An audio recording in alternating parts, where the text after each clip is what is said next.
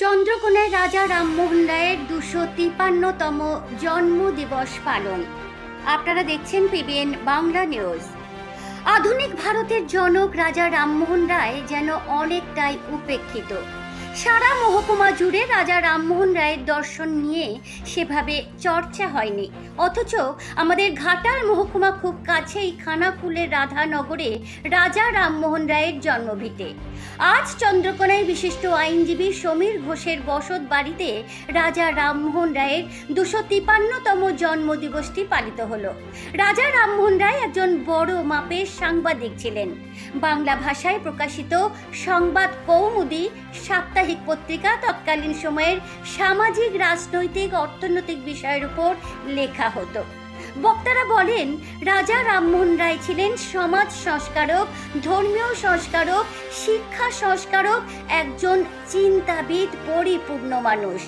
সতীদাহ প্রথা বিলোপ, নারীর অধিকার প্রতিষ্ঠা, নারী শিক্ষা, সামাজিক কুসংস্কারের বিরুদ্ধে, বর্ণাশ্রমের বিরুদ্ধে সকলের সমান অধিকারে তিনি বিশ্বাসী ছিলেন। অনেক স্কুল প্রতিষ্ঠা করেন রামমোহন রায়।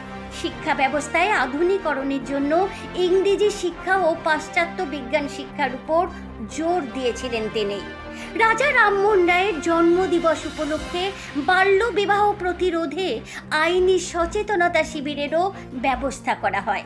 শিবিরে উপস্থিত ছিলেন মহকুমা শাসক সুমন বিশ্বাস, চন্দ্রকোনার assistant commissioner of revenue Amit Goswami, Ghatal state ব্যাংকের শাখা প্রবন্ধ সায়ন্তন সেনগুপ্ত প্রমুখ। মহকুমা শাসক সুমন বিশ্বাস বলেন, চন্দ্রকোনায় 22% গর্ভবতী মা নাবালিকা, তাই বাল্য বিবাহ রোধে শুধুমাত্র প্রশাসনের নজরদারি করলে চলবে না, সাধারণ মানুষকে সচেতন হতে হবে। আইন অনুযায়ী বাল্য বিবাহ অনুষ্ঠানে যাদের যোগসূত্র আছে তারাই শাস্তিযোগ্য অপরাধী হবে। অনুষ্ঠানটি এলাকাবাসীর উৎসাহ ছিল সম্পাদনা করতেন। ফার্সি ভাষায়, আরবি ভাষায়, বিভিন্ন ভাষায় তিনি সংবাদপত্র সম্পাদনা করেছেন।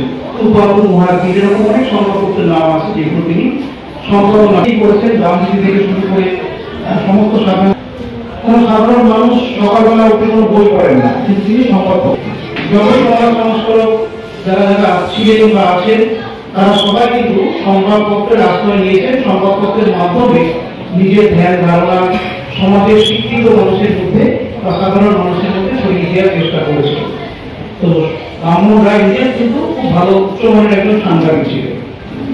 রামমোহন রায়ের পিতা জমিদার ছিলেন এবং রামমোহন রায় ওপরে নিজেটা খাওয়ার চেষ্টা করতেন। বুঝি না অনেক বাচ্চা কাচ্চা আছে, রামমোহন রায় ওপরে নিজেটা খাওয়ার চেষ্টা করতেন। বুঝি না অনেক বাচ্চা কাচ্চা আছে।